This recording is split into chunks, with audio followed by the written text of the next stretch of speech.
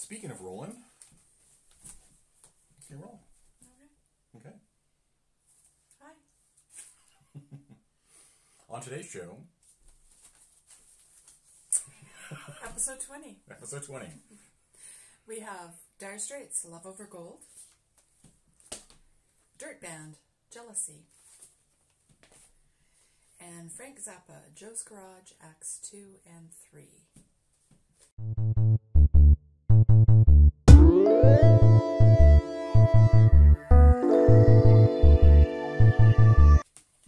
We think Act 1 is in there somewhere, but we're not sure. Yeah, we did that album all kinds of out of order. Oh, yeah. Okay, we'll get to that. Yeah, we will get to that. Okay. Ow, I think I hit myself a little bit with the corner of the album. No, I know. So, the first album up, Dire Straits, Love Over Gold. I had a little note off to the side. I wanted to see what it was. A British rock band formed in London in 1977 by Mark Knopfler. The band became one of the world's best-selling music artists with records sales over 100 million. According to the Guinness Book of British Hits albums, Dire Straits spent over 1,100 weeks on the UK albums chart, ranking 5th of all time. That's quite an accomplishment. That is something. Although, it is a small country. But they have had some pretty good acts come out of there. You know that it's like pretty good acts. 85 million people there, right? Pretty good acts.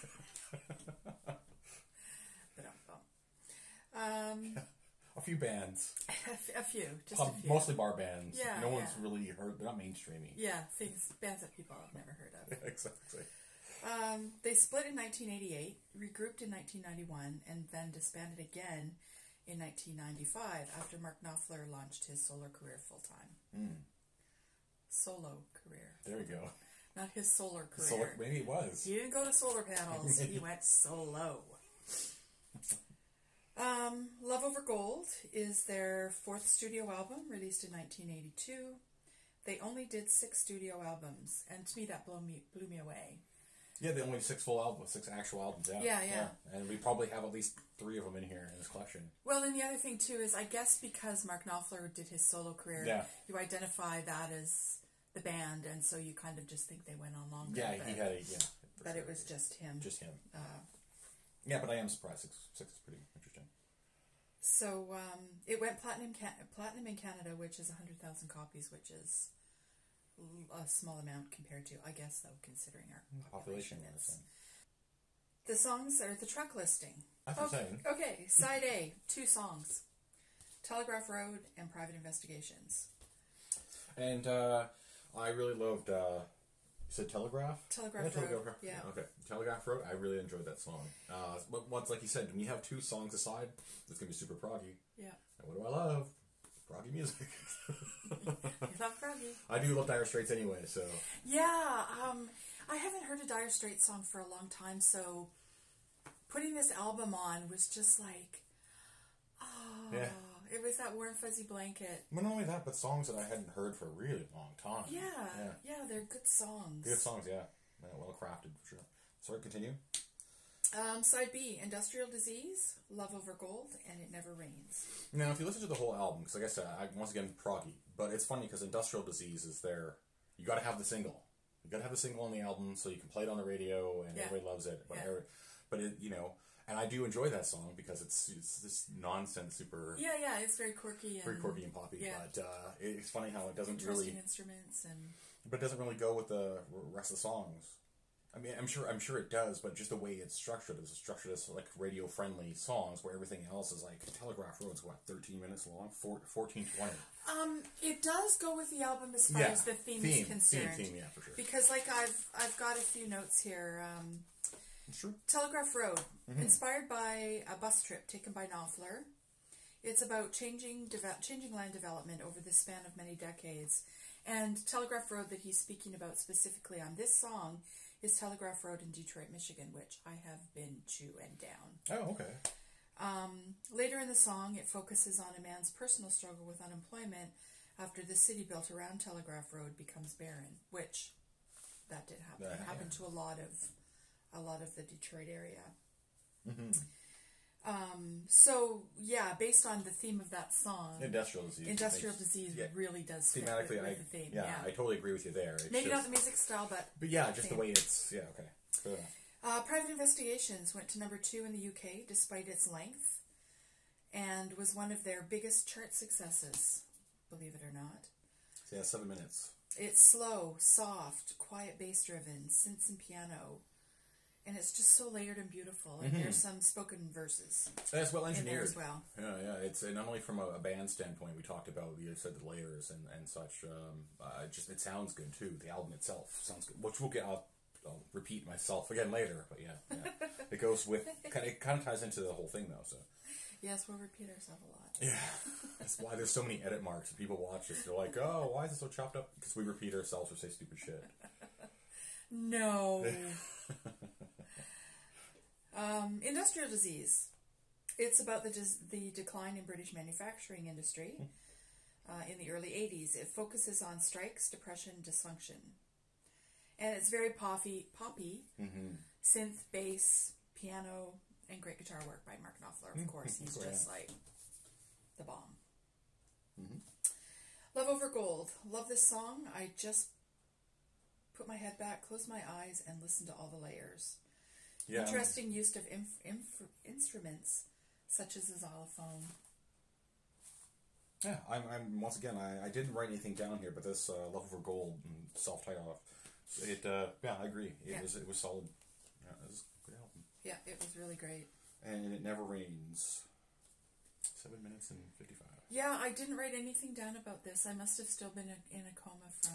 Well, you were saying something interesting, and I don't know if you have it written down there. Just about was this one of those albums that, in terms of like creativity or imagination, was this one of those albums that kind of sparked it for you on a journey visually, or not visually, but not so much this one. Probably more the Frank Zappa. Zappa, yeah, okay, for sure. That's just for sure.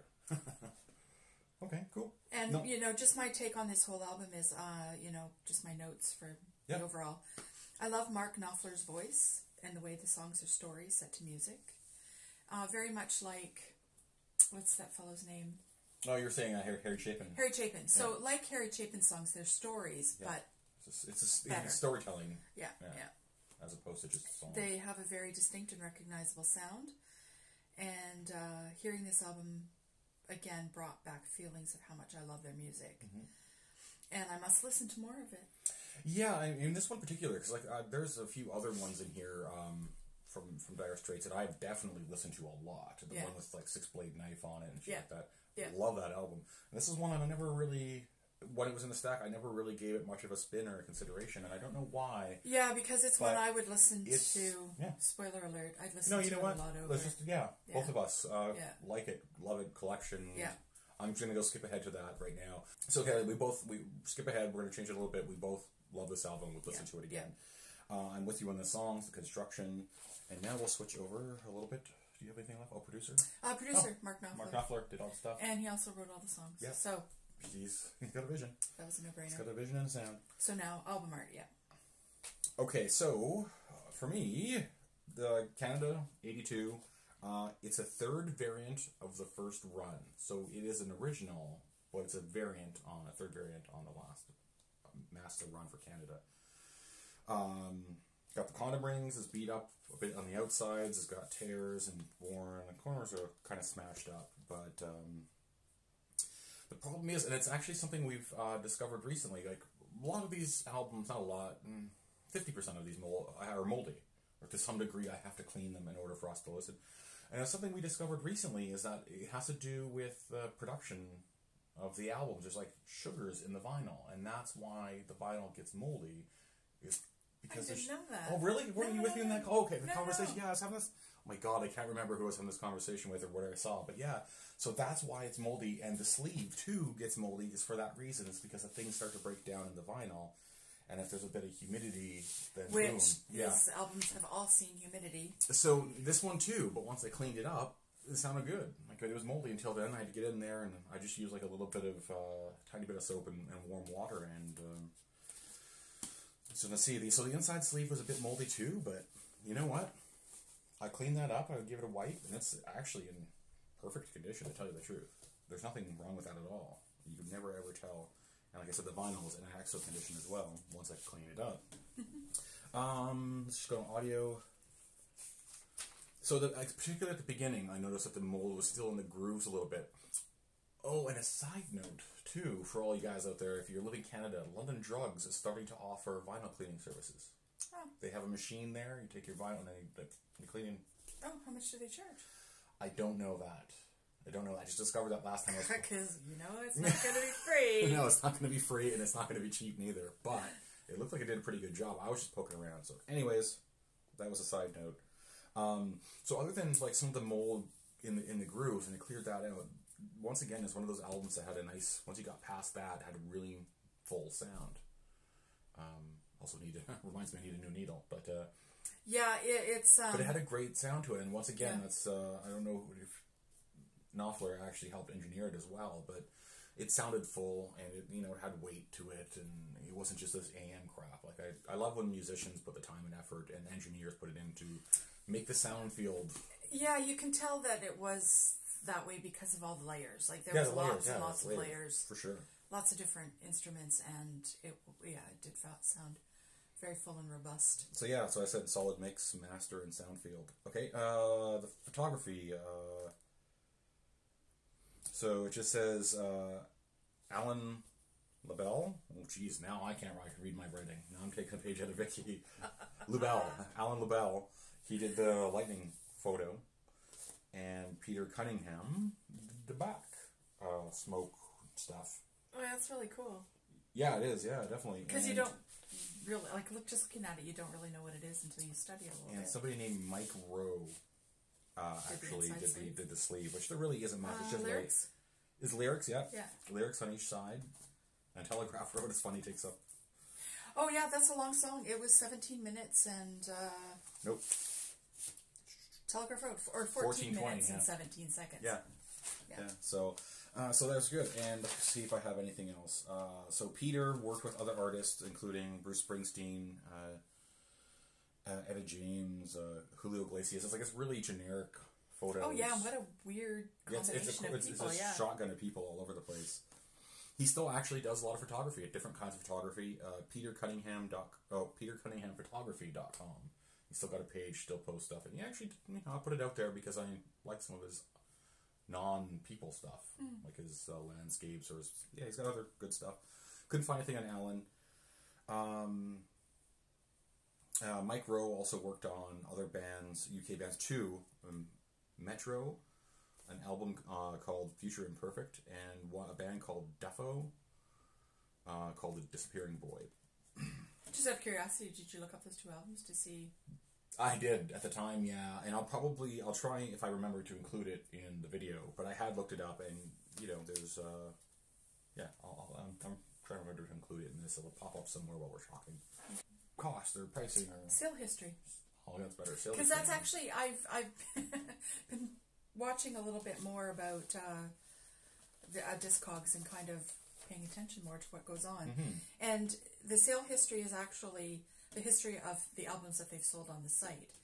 So, lowest value is $5.20, average value $6.25, and the highest is $9.50.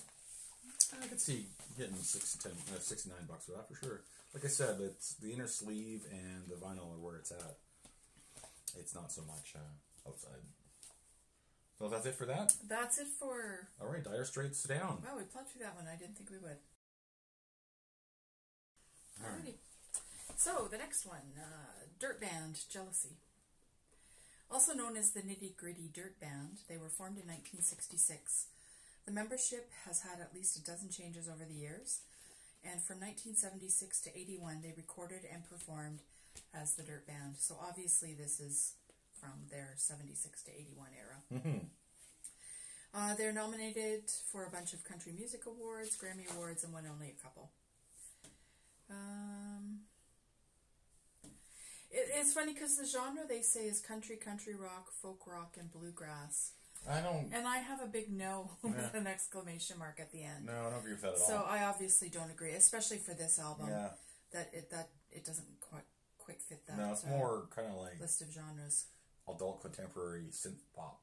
Synth pop. Well, yeah, because it's definitely not bluegrass kind. It might have some on occasion, very occasionally, might have some of those elements, but it's not what I would put that as a genre at all. Yeah. So, Jealousy was released in 1981 by Liberty Records during their Dirt Band phase, and it peaked at 102 on charts in the U.S. It was their 8th studio release. They're still releasing albums in 2009, many showing up on the country music charts. So the track listing. Jealousy, side A. Jealousy, Too Close for Comfort, Fire in the Sky, Love is the Last Thing, and Crossfire. Sorry, if you're wondering why I keep flipping around, it's because every time I turn it over, they have, like, the writing and the position of the album are in different positions, because it's different than the front. Oh, yeah. So that's why I keep flipping. Huh. And, like, the picture, the writing is there, but the picture is sideways, so if, like, it's meant to be jealousy and she's put lipstick on and she's supposed to be writing this out, it makes no fucking sense that it would be sideways, because who would write sideways on a mirror? And it's just kind of the same as, I don't know, it continues, sorry. This album cover pisses me off. No. Yeah. Makes no sense. Get your shit together. Side B is called Circular Man, Catch the Next Drum, See You Run, Forget It, and Easy Slow. Yeah, so let's pop in right here after, so we can get into this. I did not like this album, nor do I like this album cover. No, in fact, I have a star beside Fire in the Sky, which is the third song on the first side, and I wrote sax and eye roll. Yeah, see right here. So, Fire in the Sky, what, third song? Yeah. Yeah, I wrote, ew, 80s TV movie soundtrack, most popular from album, ew, too much sax. We know how much you love sax.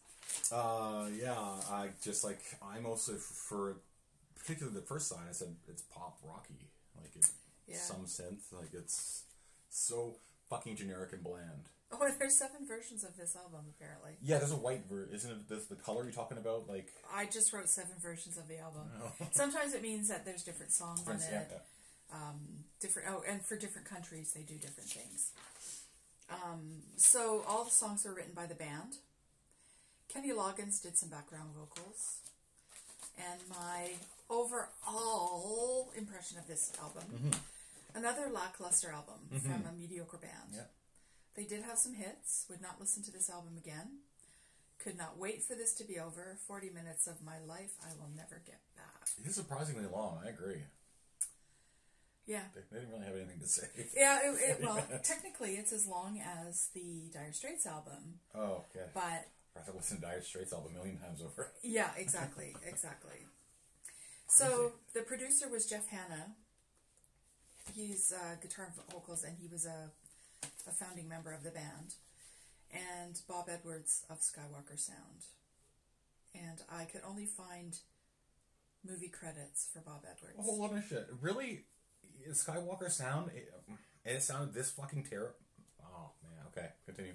Sorry, I didn't know that. Well, as I said, and I could only find the only other credits I could find were movie credits. Movie credits, yeah. So obviously he did better in the movie realm than I guess, because this is... the album realm.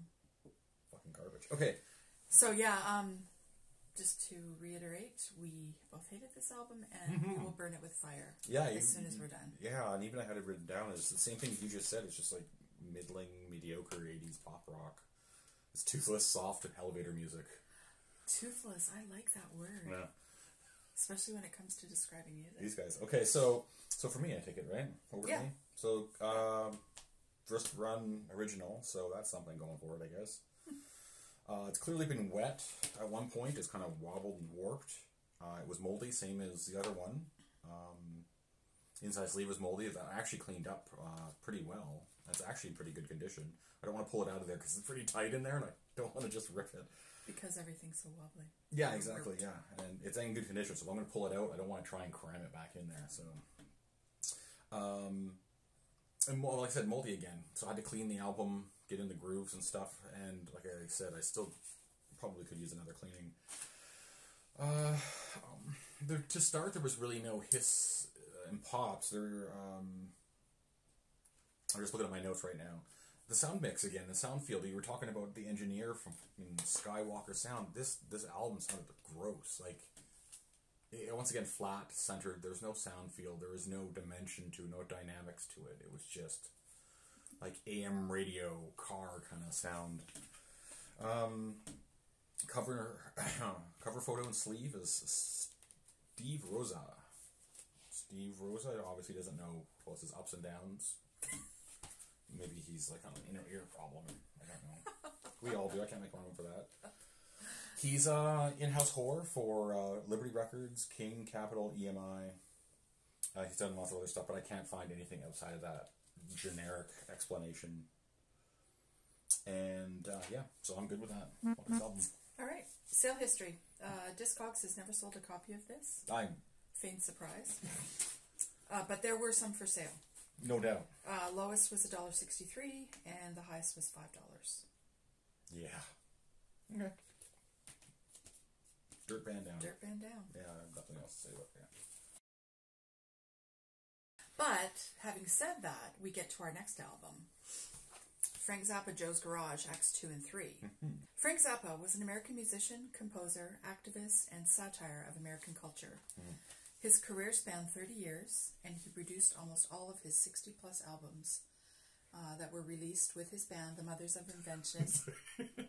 I'll just move out of frame here. No, actually lean back and say something there. And as a solo artist, he also directed feature-length films, did music videos, designed album covers, although not this one. He's considered one of the most innovative and stylistically diverse rock musicians of his time. He also produced a Grand Funk Railroad album in 1976. And gone way too soon. At the age of 52 in 1993, we lost him to cancer, I believe. Yeah, we didn't smoke that much.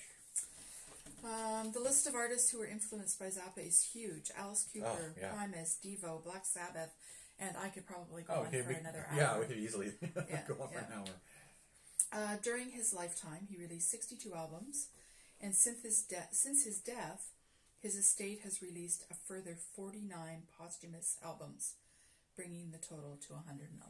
That really doesn't surprise me because, and the little bit, and I don't know much, but the little bit that I knew of Frank Zappa is that he was just like one of those dudes who just locked himself in the studio and just produced. He's kind of like Prince, just turned out music that never saw the light of day. Yeah. It'd be crazy. So this is actually a very impressive and lengthy list, and there's a very lengthy and impressive list of people who have performed on Frank Zappa's albums. This album, Joe's Garage, Act 2 and 3, is a follow-up to Joe's Garage, Act 1. Obviously. They were his 28th and 29th albums, both released in 1979. Joe's Garage is a 3-part rock opera. Definitely. Released, as I mentioned, in 2 separate studio albums. The project was later remastered and reissued in 1987 as a box set, which makes so much sense. I wouldn't say so much as a space opera, but it's definitely futuristic rock opera. It's just like very robotic. Lots of technology and shit. Yeah, you're right. I had to stop and think about that for a second, but robots and shit. The project, it was a box set. It was originally received mixed to positive reviews, being praised for its innovative and original music, but criticized for the sexual and profane nature of the lyrics. That's a stupid reason to critique something because it's considering it's a reflection and it's satire. 1979. Yeah, true. And to be honest, probably it would get the same kind of reviews because we still have a lot of prudes out there and they can't appreciate it for the artistic value. Well, okay, continue. I agree. Zappa described the album as a stupid little story about how the government is going to do away with music. The story is told by a character called the Central Scrutinizer, and he narrates it in a whispery, raspy voice. The story of Joe, an average adolescent male who forms a garage rock band, has unsatisfying relationships with women, gives all his money to the government, assisted and sincere religion. He explores sexual relationships with appliances and is imprisoned. After being released from prison into a dystopian society in which music itself has been criminalized, he lapses into insanity.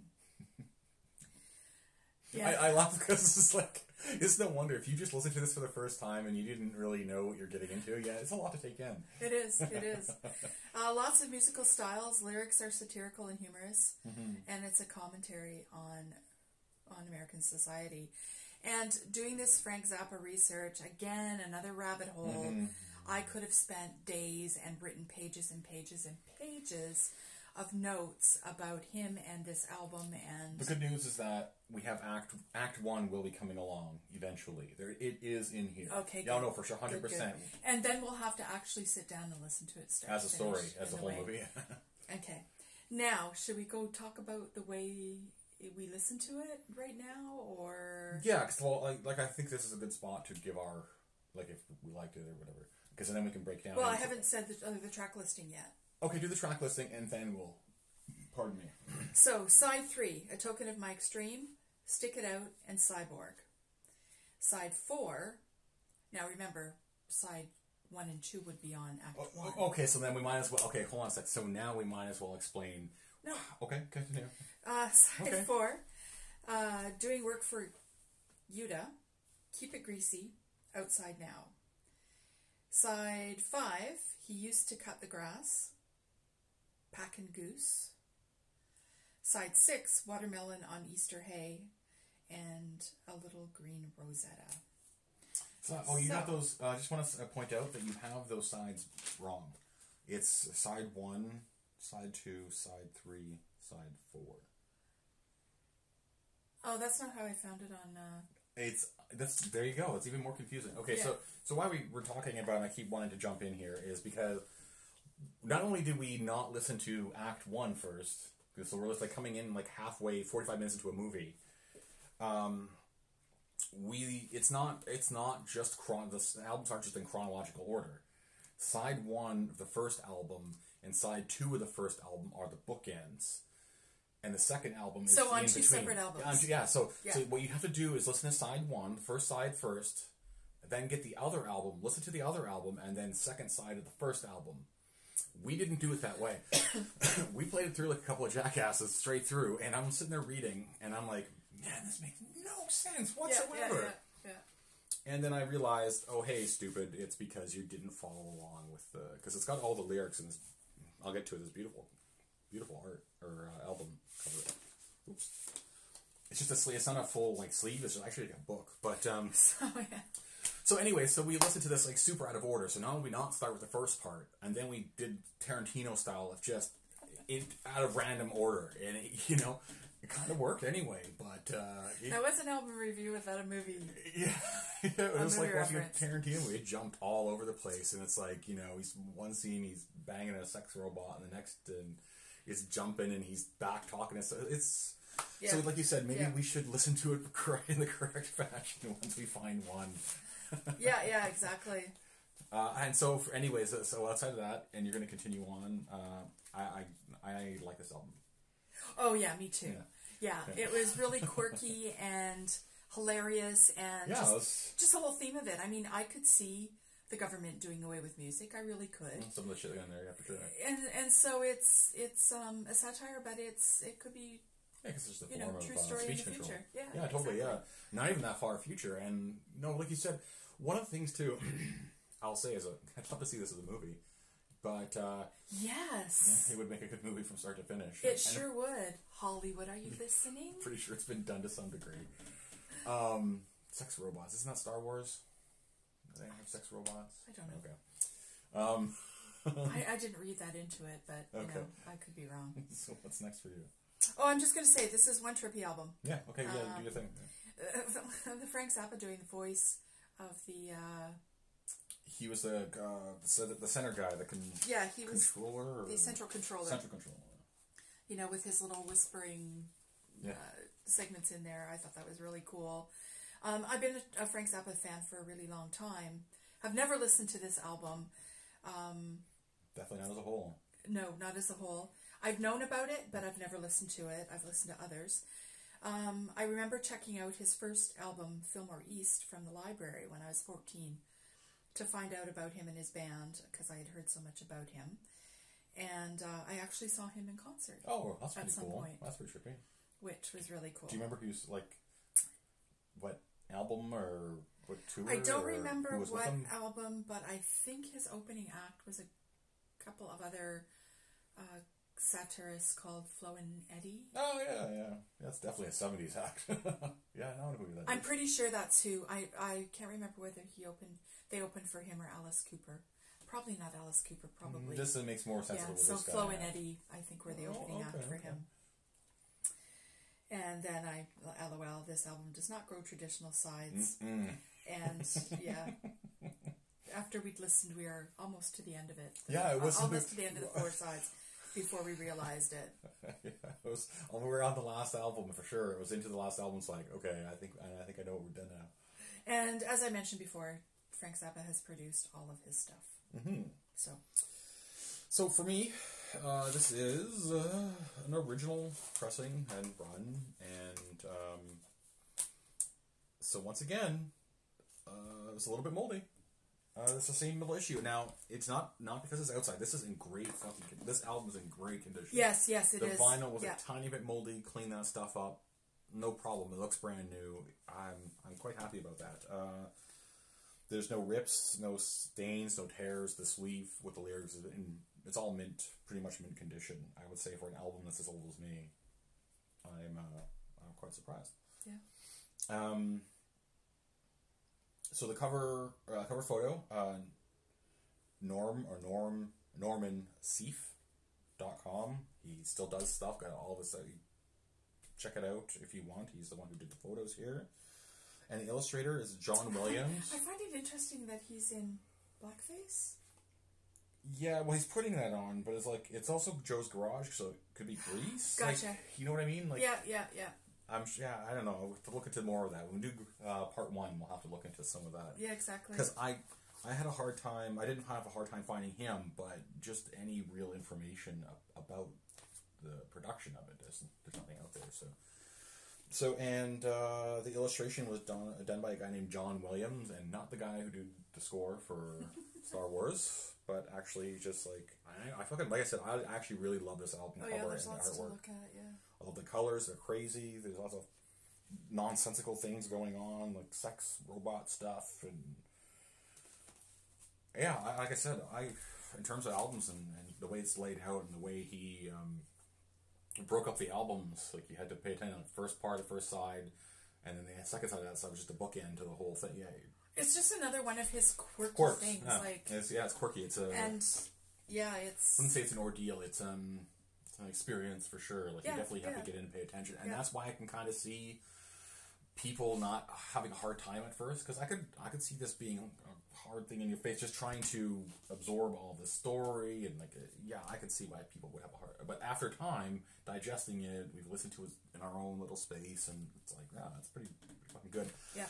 And I will say another thing is that, and you didn't really mention it, was that we both kind of, although we didn't mind the story because the story was funny, we loved the music part of it. Yes.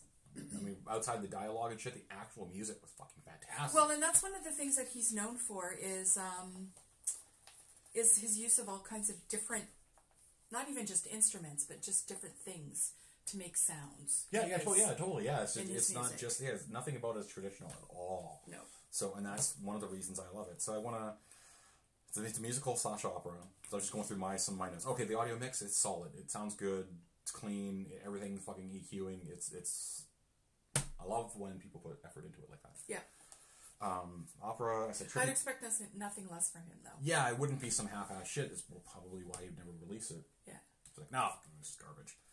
So it's trippy content. I said one song talks about getting a blowjob from a gay robot before shorting the gay robot out during a golden shower. Like that's so awesome. That's the kind of subject matter, yeah. And I said the gay robot was wearing a leather hat and chaps. The picturing that. Yeah, and then he gets shorted out. He's getting peed on. That's what I mean. This album is crazy. I said I recommend reading along with the inserts the first time, so you have an idea of the story. Yeah, probably not a bad idea. Had we done that, we might have. I did. That's kind of how I really figured it out. I looked at him like, this is not where we should be. And I said, second side, fantastic music playing. The music's awesome when, particularly not when they're not in the skits in the story. Yeah. There were some And this album play order is fucked up. And Frank Zappa only does the voice of the... just the main guy. The narrator. Yeah. Joe was a different dude. Yeah. It was, he's a guy named Ike Willis. Yeah. Oh, so no, Zappa does Central Scrutinizer, L. Ron Hubbard, and Father Riley B. Jones. Ah, okay. Yeah. So there you go. Those are all the people. Oh, yeah. It is a really cool album. Yeah, it was a nice little trip to, don't get me wrong, it's a long haul, but, like, you're in for adventure there. It's not going to put it on in 30 minutes, it's over. That's... Yeah, exactly. That's not happening. Exactly. So, sales history. Yeah. $8.97. Mid-form, $20.31. And in mint condition, which... Almost. This is close. Other than the Wakanda $45. Yeah, definitely. That is a fantastic album. There's a heavy weight, too, in the vinyl, so... So, another episode where we had 2 out of the 3 2 out of 3 is not bad. Yeah, I like that mix. That we really enjoyed. Yeah. Yeah, better than all 3 being crap. Yeah, and that's definitely on my collection-worthy list. Oh, we haven't picked the next 3, so... No, I'm going to go... It's suspenseful. Yeah, exactly. Even for us. Yeah, well, as soon as we've done this, I'm going to go grab them out of the stack and we can be excited or terrified. So yeah. Thank you for watching. Follow subscribe. us on Twitter. Yep. Like, subscribe, hit the bell if you want to know when we put up a new episode. Life's been busy again. So. Yeah, it seems to be a week or 2 if we pump one out. So I'd like to see a little faster, but like I said, sometimes it's just hard to do. And sometimes, honestly, I mean, this is not an example of it because I did not have a hard time with this, but sometimes it's hard to get through those 3 albums. Yes. So we really procrastinate, and it's like, Yeah, this wasn't one of those episodes, but yeah. And I think that it's going to be more evenly spread out as we go. So hopefully. Anyways, thanks again. See you later. Bye.